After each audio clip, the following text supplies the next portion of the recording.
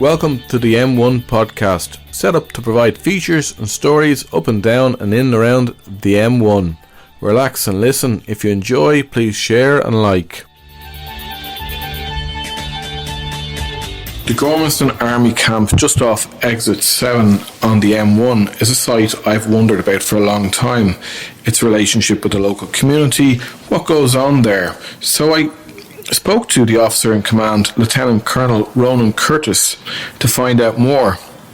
I also spoke to retired Lieutenant Colonel and former officer in command, John Kirke, who was a Balbriggan local, but who has extensive knowledge about the history of the Gormanston Army Camp. And lastly, I also spoke to Dr. Brian Hanley from Trinity College Dublin, who specialises in Irish history and Irish history during the Troubles in particular, because from 1970 to 1972 the Army Camp was used as a refugee accommodation centre, and the story there is really fascinating, and I'm sure you'll find it very interesting too. So have a listen and let me know what you think. John Kirke, you were stationed at the Gormanston Army Camp some decades ago. You are a retired Lieutenant Colonel. That's correct. When I arrived in Gormanston, it was about March 1972, straight from the cadet school after 6 months in the cadet school, and I was part of a wings course, because in those days Gormanston was an Air Corp installation. It was called Air Station Gormanston, and it was the home of the basic flying training school, and older members of the locality might remember little silver coloured chipmunk aircraft with orange wingtips flying around the vicinity for quite a while. So you used to fly those? So that's what I started my flying training. I was here for 6 months and then went back to Baldonnel then to complete the course, finished the course in 1973, and was immediately posted back to Gormanston, because Gormanston was getting a new role with the Cessna aircraft, which were to support the Army and the Gardaí on the border and help with things like escorting cash and explosives and things like that. So I I had 3 different detachments in Gormanston over my career. I came back in the early 80s as a flight commander in the hangar, and then I came back in the late 80s as the squadron commander with the Cessnas for about 3 years. I'm interested because you have a lot of historical knowledge about the camp here. I'm just interested in the backgrounds of the camp, say, before that, because I think it goes back before the British left Ireland. Yeah. It was a British Army camp at one stage. The background of Gormanston was the construction in Gormanston started at 1917, around early to mid 1917, and that was because it was driven by the First World War. And the need for pilots, because military aviation, the First World War, if you like, was its learning point. It learned all its tasks. So the whole task of air power, etc., all started to being discovered during the First World War, even with little light aircraft and whatever. But the demand for pilots increased, and the UK in particular found itself with a situation that they had to really regularise the training of pilots, and because prior to that it was very ad hoc, and as a result they weren't getting good quality pilots at the front, and as a result of that they were losing people. So they set up this system called training depot stations, and the training depot station really was a self-contained station that would have 2 maybe training squadrons of aircraft. It would have maintenance, and there would also obviously be some security and elsewhere. So they made a design for this, and they initiated this program empire-wide, as they would say. So Gormanston, 4 were allocated to Ireland: Gormanston, Collinstown, Baldonnel and Tallaght. Tallaght, the site of the Orny factory in Tallaght. So Collinstown is where Dublin Airport is now. That is why Dublin Airport is where it is. Baldonnel is where the Air Corps is based. And that other location in Tallaght? In Tallaght, it's out near where the Orny factory was. Okay. A place called Cookstown in Tallaght. It's gone now. It's really disappeared completely. So the Gormanston site is was probably a good place to locate an Air Corps because it's very flat land around here. I think the reason for it was the sites were pre-recce'd, and a man came over, a man called Sholto Douglas, who later became Air Marshal in the RAF. He came over, he was recovering from an accident, flying accident, and he took an aircraft and was sent over to reconnoitre these sites that the Irish wing of the RAF, or the Royal Flying Corps at the time, had said might be suitable. So he looked at them and he said, yeah. So they agreed, and then the land was acquired from the local owners, etc. And in Gormanston's case, I think it's a number of fields. And currently, there's a runway here then, is there? There was a tarmac runway put in, but it was grass up to about, I think that runway went in the 90s, late 80s, early 90s. Gormanston, after the war, create if you like, an auxiliary support force for the constabulary, because the constabulary were sort of hard pressed at this stage. I think when it was 1920, I think the concept of the black and tans came in. Gormanston became a training base for black and tans, right? So many rounds of ammunition, a pistol ammunition, and then etc. But they weren't actually trained as policemen. They were more to just reinforce barracks, etc.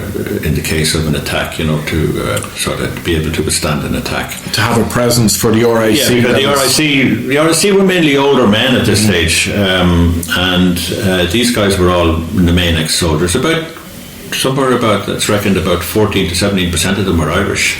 Okay.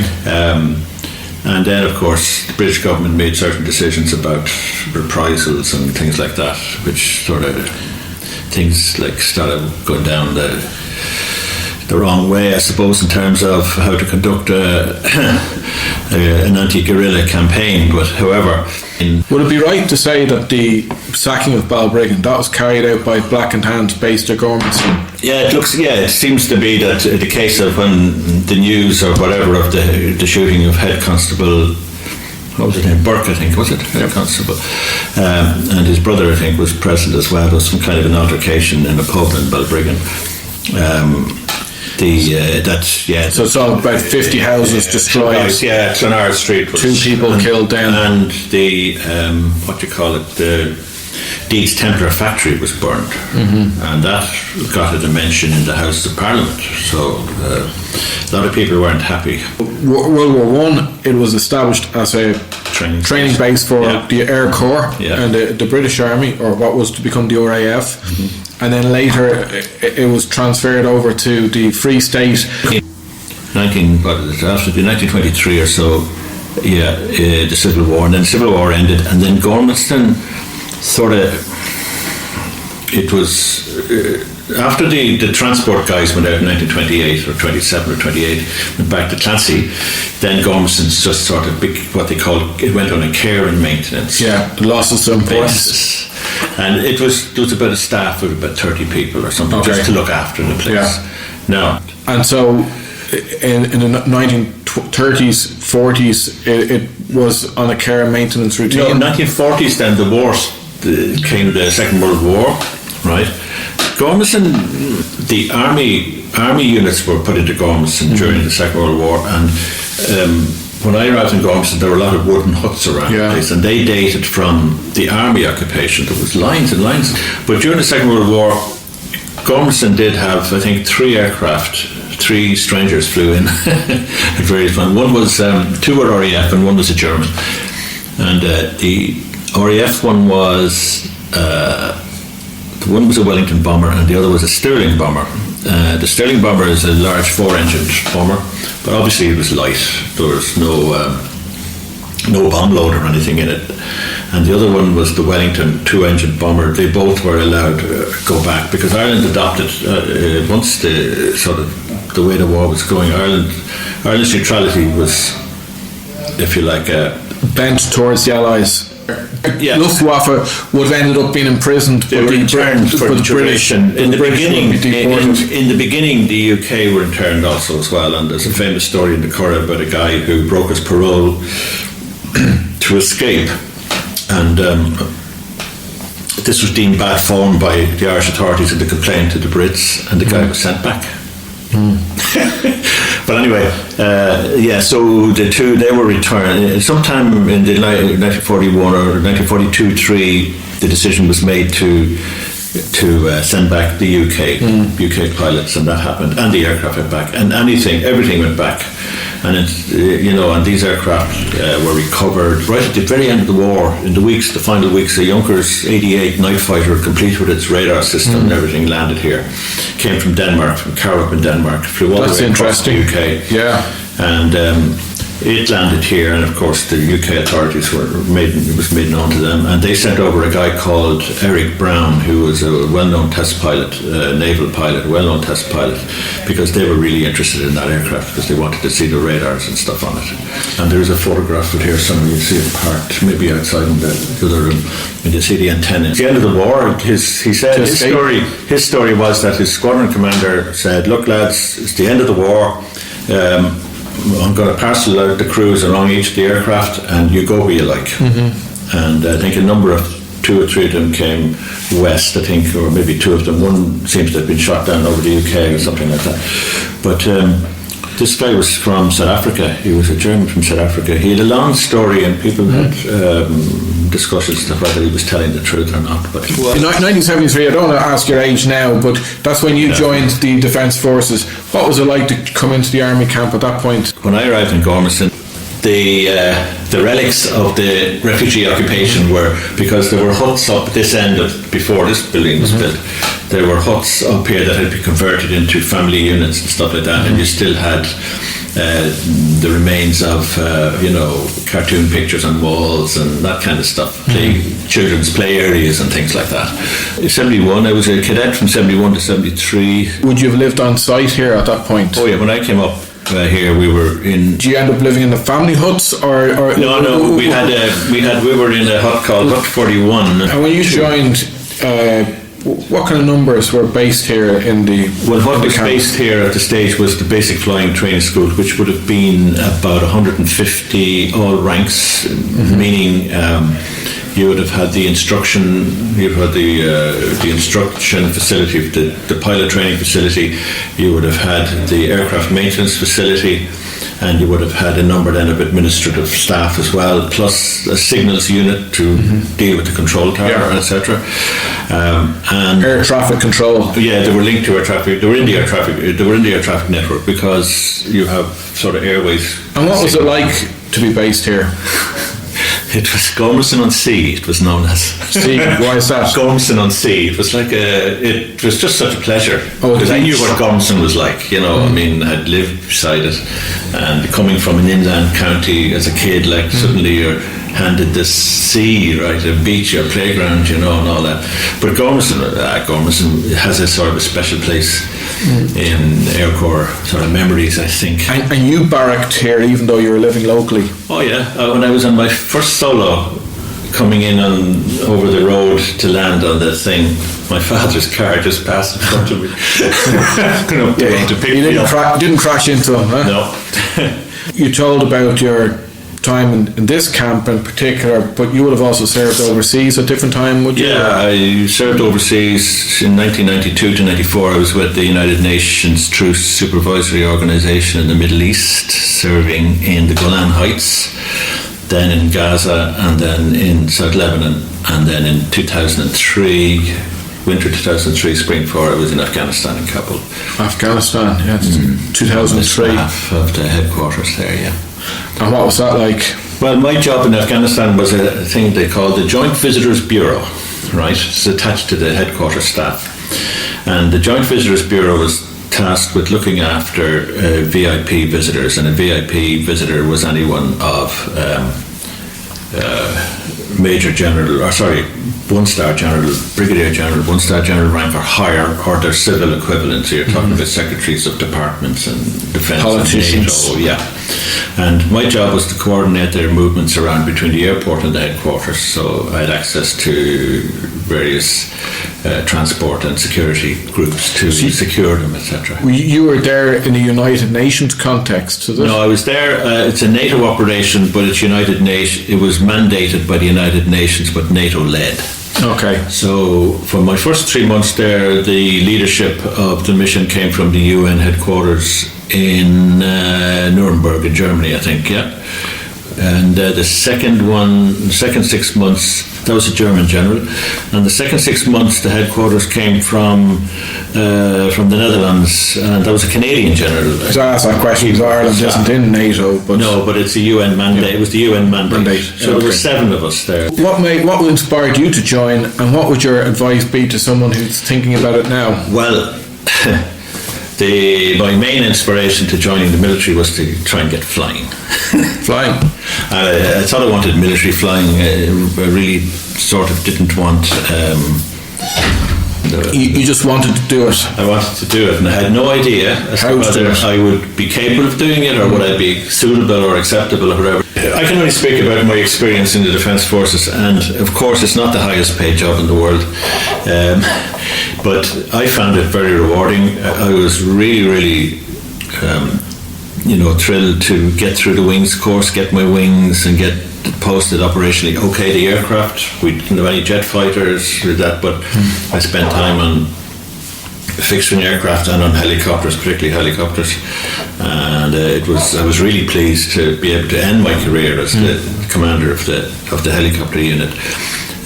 But it does, if you like, I always have this feeling that there are certain types of people who join the military, particularly flying, and you have people who are really interested in the military flying life, military aviation, and they're the ones who are looking probably to stay longest. Yeah. So there are others who really want the flying, right, and they want military flying because it's interesting and it's different and it's changeable, and they want military flying in their younger years, right, at whatever cost, and then they will seek to maybe move into the more predictable civil aviation. So, Lieutenant Colonel Ronan Curtis, officer in command, currently at Gormanston Camp.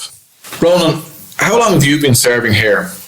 I'm here since March of last year, March 2023, so roughly 18 months. I was discussing with John about the army camp and its history going back to World War I. It was established as a base for what was to become the RAF.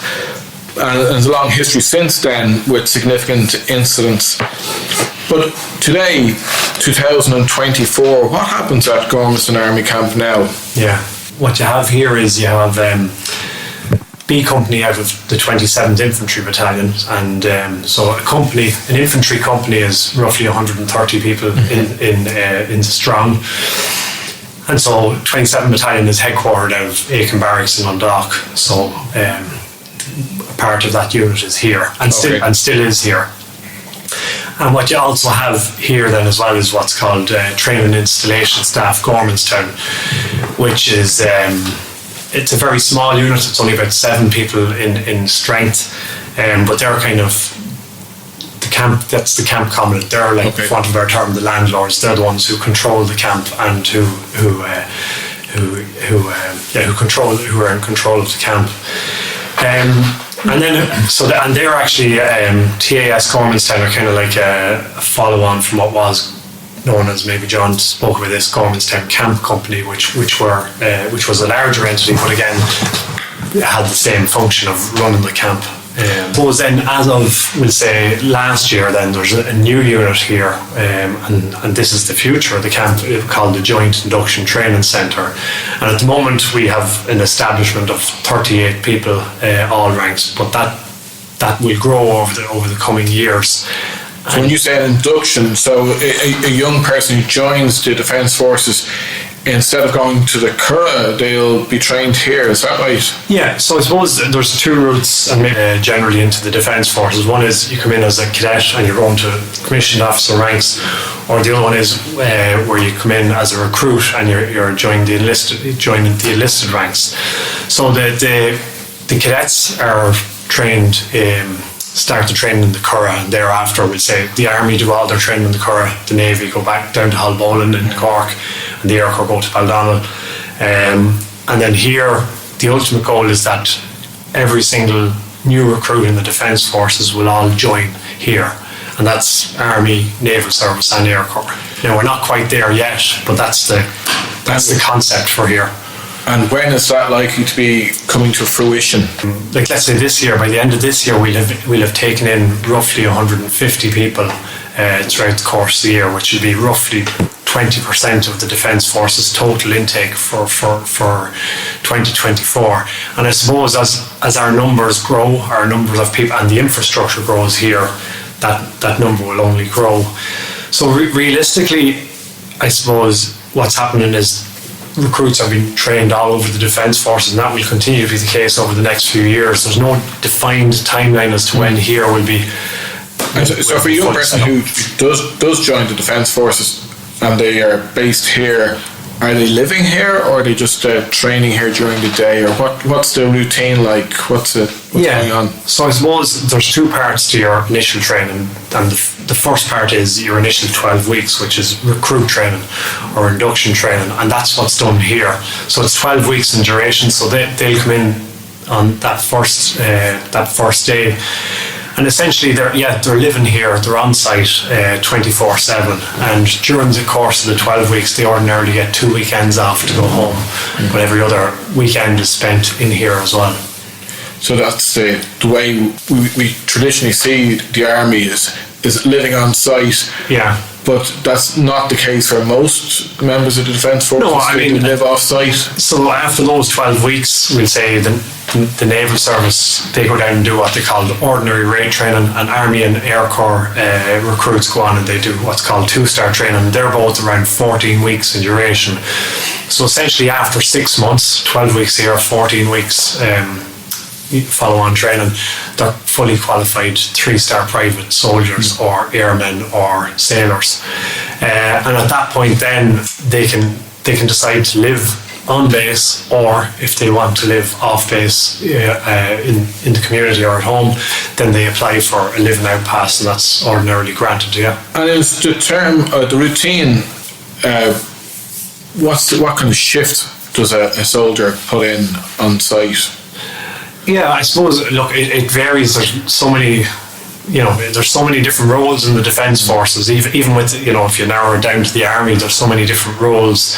You have your line infantry soldier, and you have technicians like computer technicians, weapons technicians. So it's very varied to defence life in the Defence Forces. But I suppose an ordinary day is for most people will be, start around 08:30 and finish at 16:30. But outside of that, you've got exercises that might go on for, 1 day or a week or 2 weeks. You've got security duties, which are 24-hour duties, for example, that are securing barracks or installations.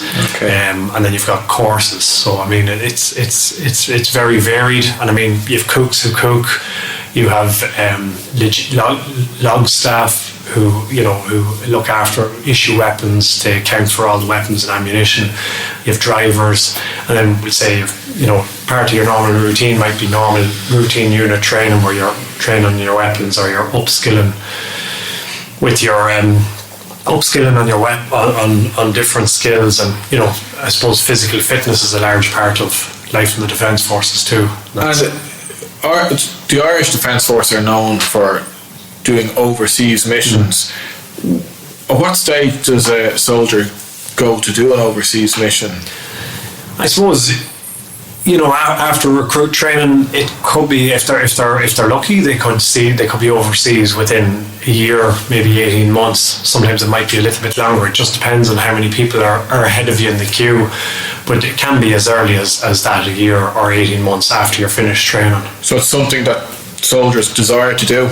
Most soldiers, yeah, and officers as well, yeah. Most of them is it's part of why they joined, And what about the different ranks? So I know my job, for example, if you want to get promotion, you apply to be a manager or whatever. Yeah.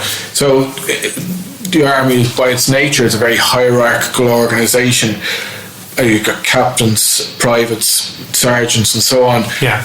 Are they recruited from on high, or is it like other organisations where you apply for a job? I want to be a sergeant, I want to be a captain, or what's going?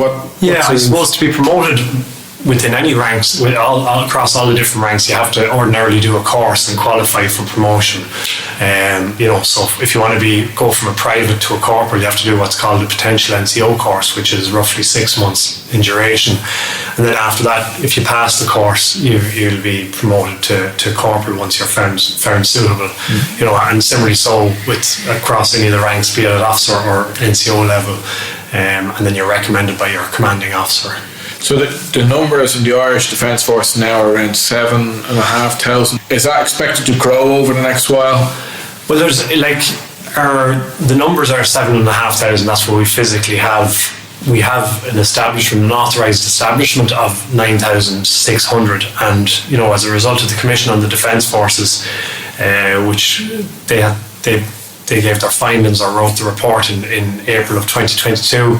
We're trying to grow to 11,500. So we're trying to go. We're under numbers at the moment. Yeah, we're under numbers already, and we're trying to grow. So there's a big challenge in the Defence Forces to get. And the fact that you were saying Gormanston is going to be a centre for training and induction. So with that gap in terms of the target numbers of 11,500 and the current numbers of 7,500, Gormanston is going to be a very important part of the Irish Defence Forces in terms of helping to grow and sustain it. Absolutely, yeah, massively so. So there's a massive infrastructure project, infrastructure development plan listed here for Gormanston, like new gym, new running track, obstacle course, new accommodation, new dining hall. Lots of different logistics that go with that. So I nearly want to join myself with all those facilities that you're talking about. Yeah. That's an exciting prospect, and it's very interesting to know that, because locals in the area might not be aware of the role of the Defence Forces in the Gormanston, and I think the fact that it's going to be an induction centre means it's going to have a particular role not only within the locality but within the wider Defence Forces. Exactly. Regenerating the Defence Forces. I suppose the goal that we've been given here in the joint in Gormanston, in the Joint Induction Training Centre, is to be able to. The end goal is to be able to take in 900 recruits per year, and 300 of those at any one time. So. And what would your advice to someone thinking about joining the Defence Forces be? It's very enjoyable. There's massive variety in it, and within the Defence Forces, not just join to become a line soldier. Like, you can join and become a cook, you can join and become a computer technician, you can join and become an engineer or a trade, or there's so much variety, so much choice once you get in the door. That it's very enjoyable, and the variety, I suppose, is the thing that still has me in the Defence Forces anyway, 25 years in. So we know that Gormanston Army Camp started out as a base for what was to become the RAF. Later, during the years of the War of Independence, it was a base for training auxiliaries, otherwise known as the Black and Tans. And in its early Free State years, it was used as a base for interning anti-treaty forces. However, in the 1970s, it had a different use. The camp was converted into a refugee accommodation centre. Now, today we might be aware that the school across the road is used as a camp for refugees. But in the early 1970s, the Gormanston Army Camp was quickly converted to respond to the outbreak of troubles in Northern Ireland as it descended into near civil war. I spoke to Dr. Brian Hanley, Assistant Professor at Trinity College Dublin and author of The Impact of the Troubles in the Republic of Ireland, to find out more about that time and about the role of Gormanston Army Camp in responding to the refugees crisis. And we'll finish with a piece from RTE at the time where Rodney Rice, reporter, is interviewing the social worker about their work at the camp. Dr. Brian Hanley, you're an assistant professor at Trinity College and specialising in Irish history and the Troubles in particular.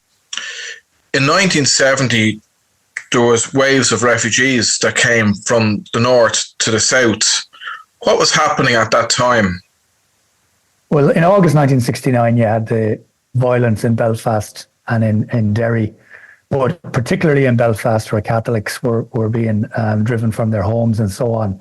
You had basically... This was in the aftermath of the civil rights protests. Yes, yeah, and the Battle of the Bogside in Derry. But the violence in Belfast was far more intense and people were killed. Hundreds of people were forced out of their homes. So you began to see people fleeing across the border looking for refuge, essentially. And one of the first places to take them in was Gormanston Army Camp. The Irish government essentially tried to house these people initially in army camps. Gormanston was the single biggest place because most of them were coming across the border through Newry down into Louth and then into Meath. But it was the start of really 4 major influxes of refugees in that time. Happened again in July 1970 after internment in August 1971. And the biggest single movement was in July 1972 when over 10,000 people came south. Now, the vast majority of these refugees were women and children. And we're looking at essentially for shelter. They ultimately, it caused a huge problem for the Defence Forces, who simply didn't have the facilities to deal with the numbers that were coming south by 1972. But initially in 1969, over 700 of these people came and were housed in Gormanston. Over 700 in Gormanston alone, and then in 1972, over 10,000 at different times. Yeah, Gormanston, by August 71, Gormanston essentially became a transit camp where people would arrive and be sent to other parts of Ireland.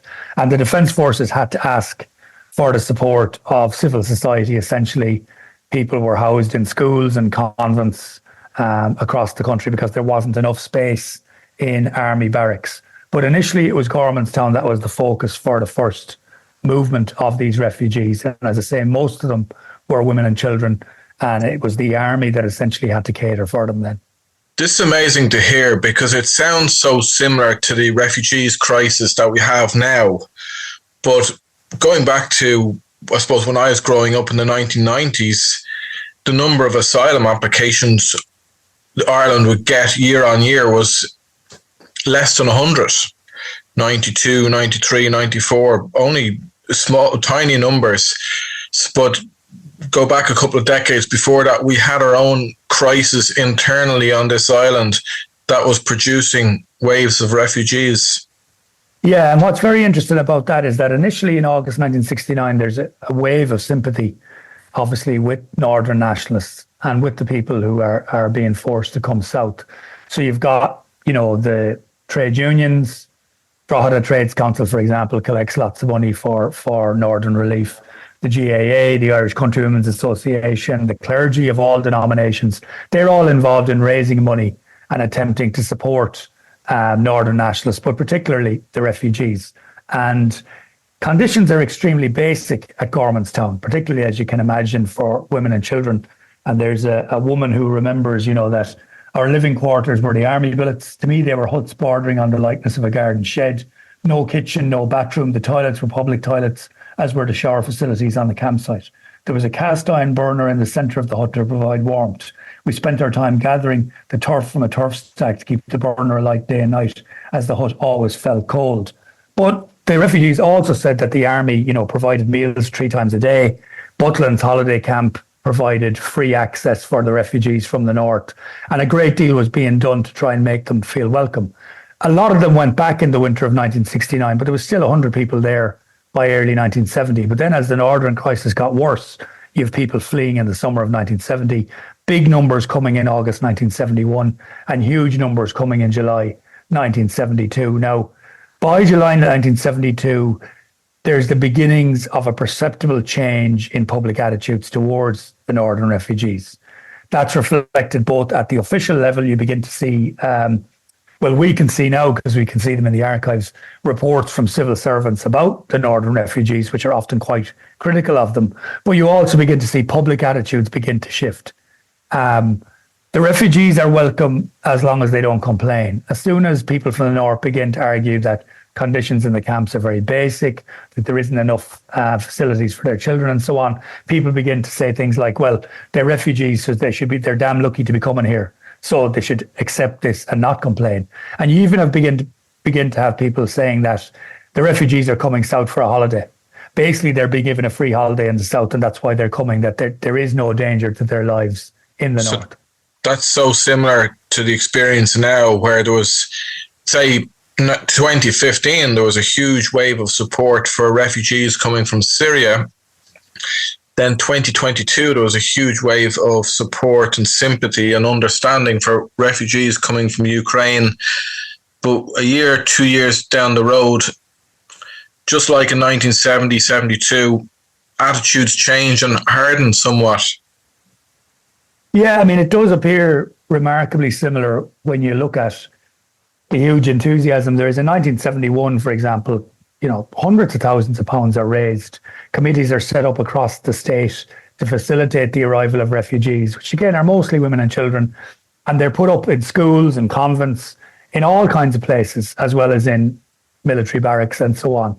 But when some of these women begin to say that actually conditions aren't very good for children or there's nothing to do, you begin to see people reacting as, well, you're not on holidays. What do you expect? The term is used, this isn't Butlins that you're at. People are doing their best. The refugees generally don't complain about the army. They think that the army do their best and that they actually, go beyond themselves to try and make them feel welcome. But they begin to feel the resentment from others. And there's even, people, by 1972, there's a report, a government report, which essentially says that because people in Belfast and elsewhere know that the South will have to house them if they arrive as refugees, they're basically taking time in July and August to come on their holiday, and they're bringing suitcases and so on. Now, July 1972 was the worst month of that year, which was the worst year of the Troubles. Over 100 people were killed, several thousand were injured, hundreds were still being driven from their homes. So the idea that the people were coming for a free holiday, I think, is quite astounding. But it's clearly what some people in officialdom believed. And also, as the distance between the north and the south began to grow, I think, because of the violence, the refugees were seen as unwelcome. Now, what you have as well, and people will be aware of this, is that most people did go back, but numbers stayed in Drogheda, stayed in Dundalk, stayed in Castleblaney, stayed in Buncrana, stayed in Bundoran, and so on. So you began to have distinctive communities, in those regions of people who'd come across in 1969 or 71 or 72. And the Troubles went on, in 1972, I think it was over 600 people died in the Troubles.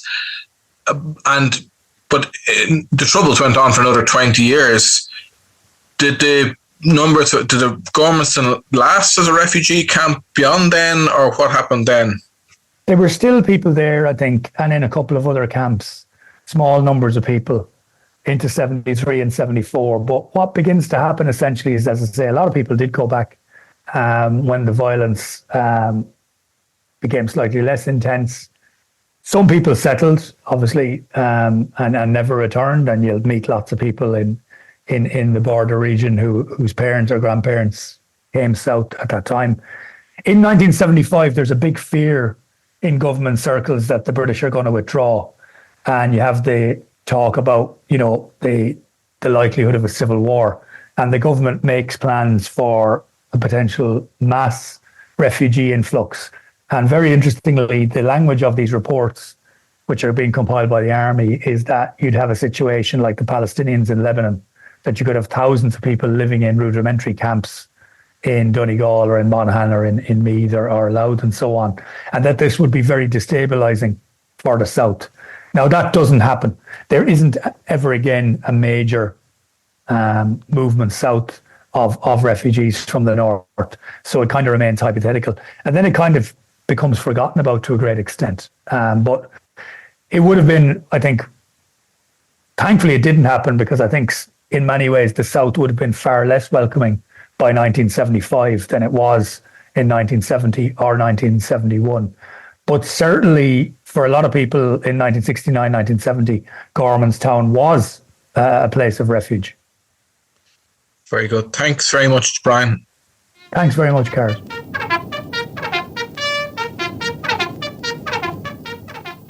Wooden huts hurriedly converted into makeshift accommodation for the distraught victims of sectarian riots. It seems a long time ago now. The tensions in the north remain, but most of the homeless have been rehoused. Most of those who fled have returned. Still, this week there are 81 refugees in Gormanston Air Corp camp. 81 people representing 18 families being cared for by the army.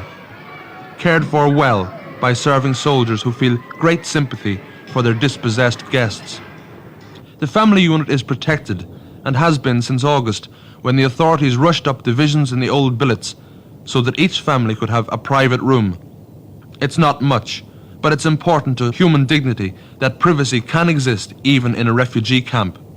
Yet the main object at the moment must be to have the families resettled as quickly as possible into a normal environment and life. The relief organisations in Belfast haven't forgotten those who remain in Gormanston, but on the camp, the heavy responsibility for resettlement lies mostly with one social worker, Mrs. Mairead Murphy. Our main problem at the moment is to try to get these people rehoused and back to normal family life as quickly as possible. And what difficulties do you come across when you're trying to do this? In the camp, in our own minds, we have divided these people into three divisions. That is, the people who were burned out or left their homes in Northern Ireland and want to return as soon as it's possible for them to do so.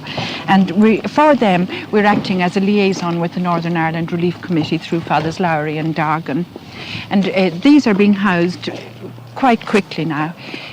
The others then are the people who want to stay in the south. Some of these have skills that put them in a position where they can buy houses in the south if they're acceptable to, we'd say, a building society or a local authority, which doesn't require a residence qualification. The others then are unskilled, and these will be our difficult people because they're not acceptable to building societies for housing, and they're not on a housing list in Ireland, and we can't expect them to be allowed to jump housing lists in front of our own people who are needing houses. So that we see that as one of our big problems at the moment. That means that in the near future we will have the people returning to Northern Ireland, not necessarily to the areas they left, but to new areas like Bangor. We'll have the people who will be rehoused, preferably in rural, not provincial towns where housing is not as expensive as it is in Dublin. And then this last group. As well as these, then, we have a small group of people who have domestic problems, who have homes in Northern Ireland to which they could return if their own domestic situation was eased a little. And we're trying to help them through contact with welfare organisations in the north. So now we know something about the story of Gormanston Army Camp from its early days as a training base for what was to become the RAF, its later use as a training base for the Irish Air Corp, its use as a camp for refugees from the north in the 1970s, and I have to say I found it fascinating and staggered.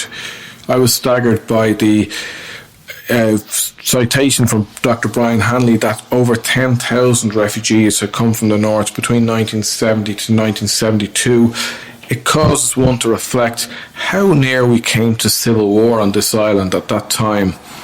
And I also note the similarities in the experience of refugees then and now. We know that 2 years ago there was an enormous welcome for refugees coming from Ukraine, and similarly in 2015 with refugees coming from Syria there was a great welcome.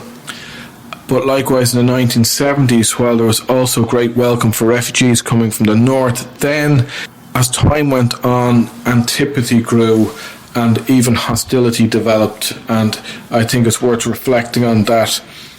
I also thought it was interesting that John did mention the issue of pay in the Defence Forces. That's been a sore one for a long time. But the starting salary now for a private is 39,000, which is pretty fantastic for a young person aged 18, 19, 20. And there's great many education and training opportunities, as well as the experience of being in the Defence Forces, whether it's at home here in Ireland or on overseas missions. So definitely something to think about, and interesting to know that in this locality, Gormanston Army Camp, is to be the centre for induction training, which means all new recruits will go through Gormanston in years to come. So we can expect its role and importance to grow over the next period of time, and we'll watch with interest. Thank you for taking the time to listen to this podcast. If you have ideas about what topics or stories might be of interest to those up and down the M1, I'd love to hear from you. Have a look on our Facebook page or m1.radio.ie and make a comment. Stay with us for episodes coming up, where we'll be looking at topics of interest for those of you who are up and down and in and around the M1. I'm Garrett Mullen, and this is the M1 podcast, and thank you to David West for sound and editing.